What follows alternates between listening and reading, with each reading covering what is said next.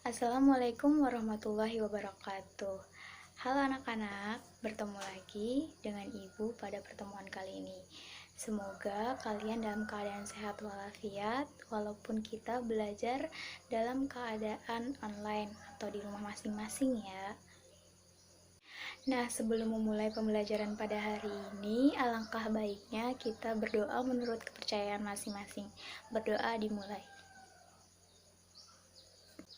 Nah, untuk mengecek kehadiran atau absensi kalian, silakan kalian kirim komentar dengan format ketik nama, nomor absen, dan kelas masing-masing ya.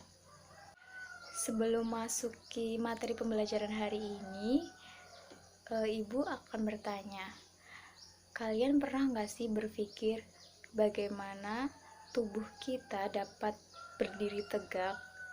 Kira-kira apa sih penyebabnya? Nah, apa sih manfaatnya kita belajar pada materi sistem gerak manusia ini?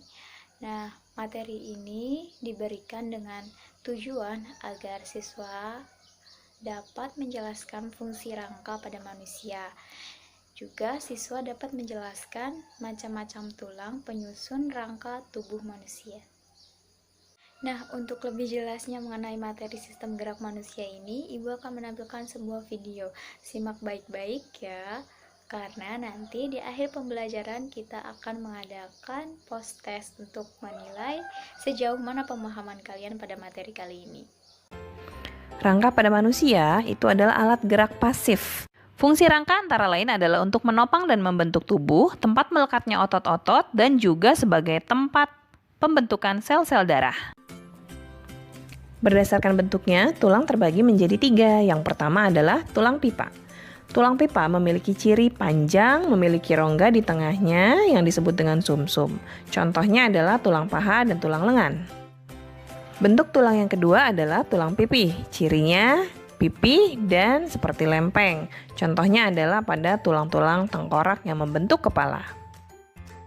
Bentuk yang ketiga adalah tulang pendek. Ciri-ciri tulang pendek adalah bentuknya kubus atau tidak beraturan dan pendek. Contoh adalah pada ruas-ruas penyusun tulang belakang. Berikut ini adalah struktur tulang pipa. Tulang dilindungi oleh selaput terluar yaitu periosteum. Kemudian di balik periosteum ada selaput yang kedua namanya adalah selaput endosteum. Di bagian ujung-ujung tulang pipa terdapat tulang rawan yang merupakan tempat bantalan persendian atau artikulasi. Di bagian ujung tulang pipa terdapat pembesaran yang kita namakan dengan epifisis. Kemudian di bagian tengahnya yang dinamakan diafisis, itu di dalamnya terdapat rongga kosong yang merupakan sumsum tempat pembentukan sel darah. Di antara epifisis dan diafisis terdapat cakra epifisis yang berperan dalam proses pemanjangan tulang. Apa saja sih tulang-tulang yang menyusun rangka tubuh kita? Rangka tubuh kita tersusun atas tulang kepala atau biasa disebut tulang tengkorak, kemudian rangka badan yang biasa disebut aksial, dan tulang anggota gerak atau apendikular.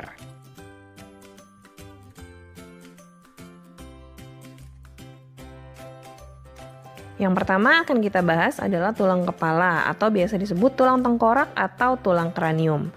Ternyata tulang tengkorak kita terbagi atas banyak tulang-tulang pipih yang disambungkan oleh persendian. Apa saja tulang-tulang penyusun tulang tengkorak kita? Yuk kita lihat satu persatu. Yang pertama adalah tulang dahi atau biasa disebut dengan tulang frontal. Lalu ada tulang rahang bawah yang biasa disebut mandibula.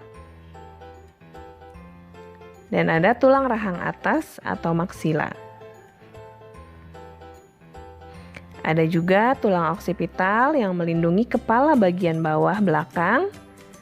Lalu tulang temporal yang biasa disebut dengan tulang pelipis. Dan tulang parietal yang melindungi kepala bagian belakang bagian atas.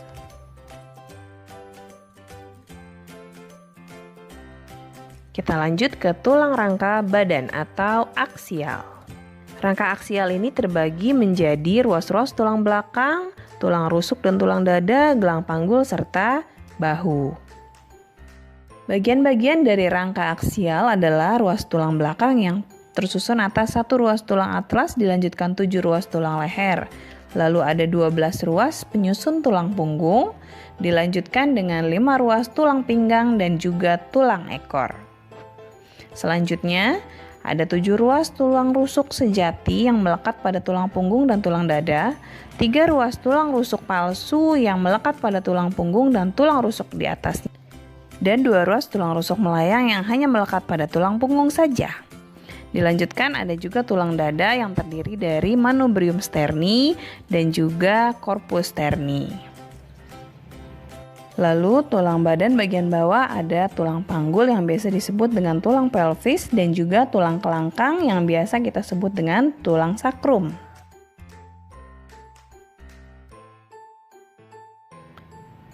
Selanjutnya kita masuk ke tulang anggota gerak atau biasa disebut dengan apendikular. Yang pertama ada tulang paha atau biasa disebut femur. Lalu ada tulang betis yang biasa disebut fibula. Dilanjutkan ada tulang kering atau tibia. Dan ada pula pergelangan kaki, telapak kaki, serta ruas-ruas jari. Lalu naik ke tulang gerak bagian atas, ada tulang lengan atas yang biasa disebut humerus dan lengan bawah yang terbagi menjadi tulang hasta dan tulang pengumpil. Tulang pengumpil disebut dengan radius, tulang hasta kita sebut dengan ulna. Serta tulang pergelangan tangan, telapak tangan, dan ruas-ruas jari. Nah, itu dia penjelasan pada materi pembelajaran pertemuan kali ini. Selanjutnya kita akan melakukan diskusi melalui WhatsApp group. Nah, sekian dari Ibu akhiri pertemuan minggu kali ini. Wassalamualaikum warahmatullahi wabarakatuh.